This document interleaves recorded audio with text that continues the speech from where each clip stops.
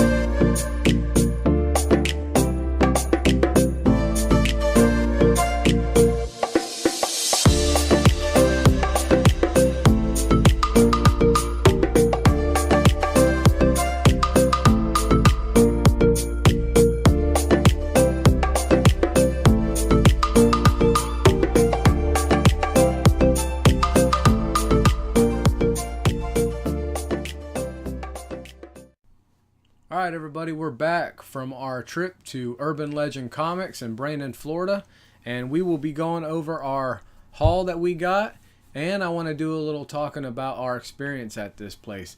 It was our first time going to this particular comic shop.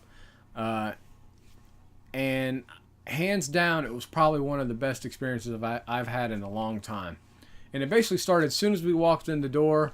I had all my kids with me, had these two and my 3-year-old, my wife, and he assured us, don't worry, this place is kid friendly.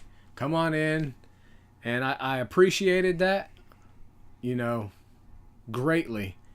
And I appreciated his assistance on if I had any questions or if I needed help. He was right there helping us, and I just couldn't be more happier with this place. And while we were there talking to the owner, he kind of gave the backstory on how he got into comics and how he got at this particular location. But the best part of the story when I was talking with him was it kind of showed me how amazing comics are, and they're more than just comics, especially being a part of this comic community that we're in right now. And there's just so many great people, and I heard a phenomenal story from this owner that I would like to share with you. Basically, he adopted a little boy quite a few years ago, and he was able to pay for the adoption because of his comics that he was selling at his shop or his house. And so I just thought that was an amazing story, that because of comics he was able to adopt a little boy and give him a home and a family. And I just thought that was super cool. And he was really nice to my kids, to me, my family, everything like that. Like I said, it was hands down some great customer service. And I would more than recommend to anybody who is in Central Florida, if you're ever near Brandon, check out Urban Legend Comics. I will put a link to his Instagram page in the comment section. Go give him a check out and see what you guys think. And you probably won't be disappointed if you go see his store. His store is strictly back issues.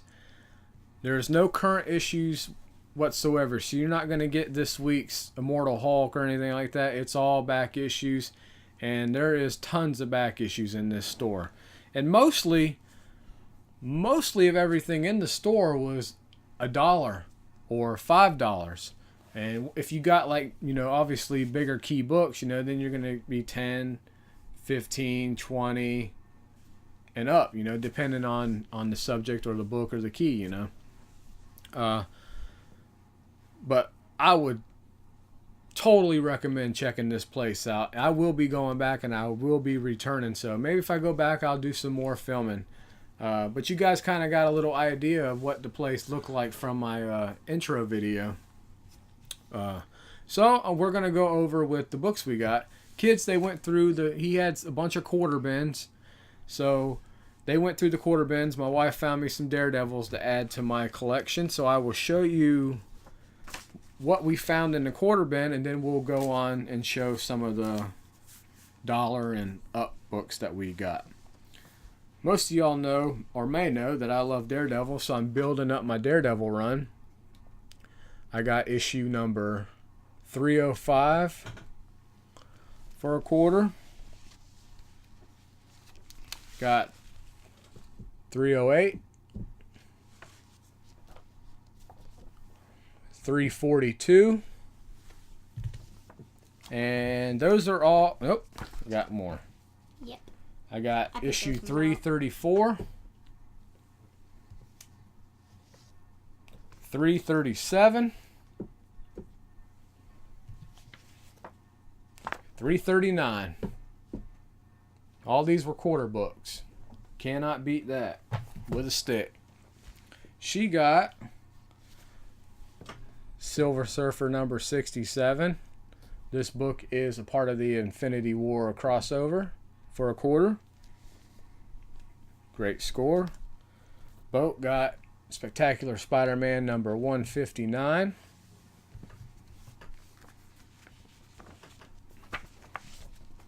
He got Black Knight number 2. Black Knight number 3.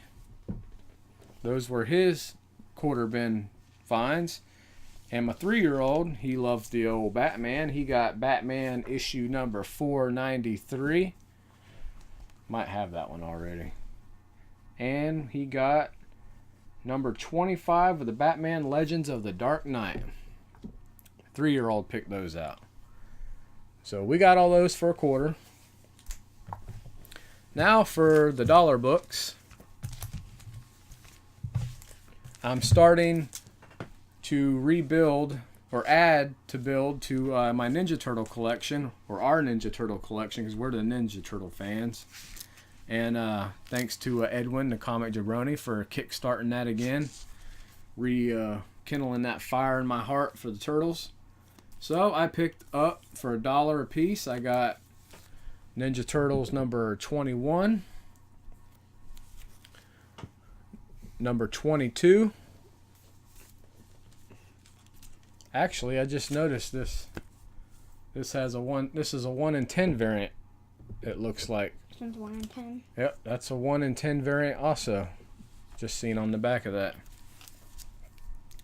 We got issue number 44 and issue number 45. Those were $1 a piece.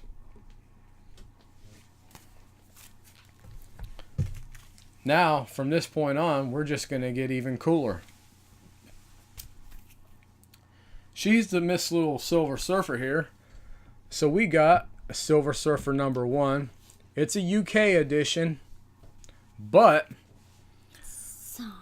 Here, let's show them. The cool thing that I noticed before we got home, we had to make a pit stop, and while my wife was in the store, I was looking through this book, and I realized that this book is autographed on the inside by Jim Shooter. So I'm like, sweet. This was $5 for the Silver Surfer number 1. Now this one. Signed by Jim Shooter on the inside splash page. This one I just recently learned about. This is Donatello number 1 of a one-shot, and they had all 4 turtles. But this particular one, I don't know if they're all like that, but this particular one is Jack Kirby is written in the story as a character, as himself.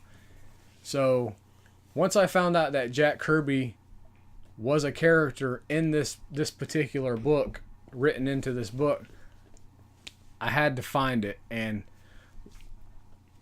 what are the chances? Today, I found it. And I was just reading about it last night, and I actually found it, and I'm like super stoked to read this one.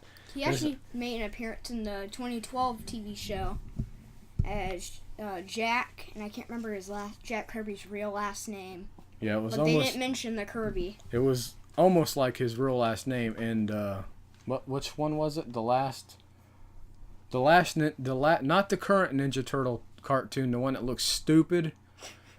The one before last. 2012. The 2012 version, that's right. They had a character that was based off of Jack Kirby in the show. Big bushy eyebrows. And yeah. But if any Jack Kirby fans out there, you need to check this out. I can't wait to read it. I might do a review on it just because I never knew it existed. Just like I never knew that Jack Kirby actually drew the Ninja Turtles one time. And that my next thing I'm looking for is a Ninja Turtles number 50. I think it's the IDW one, but they have a Jack Kirby variant where the cover is what he had drawn, Jack Kirby drawn. And my big item book I got today, it was $10. And sticking with the Ninja Turtle theme, it is Ninja Turtles number 9 from the original run. It's the 9th issue of the original run. I just think this is like within the first year, basically, of issues. So I'm pretty excited to have that, because now my goal now is to get the 3rd print of number 1 and then just start building from there of the original volume 1 of the Ninja Turtles. So this is what we got today. We got all the books out the door, I believe, for $25. And like I said, this one was 10 by itself. So that was the brunt of the spending. But what did you guys think of the place? I thought it was really cool because it was like they had a really cool Beach Boys book, and it was an independent.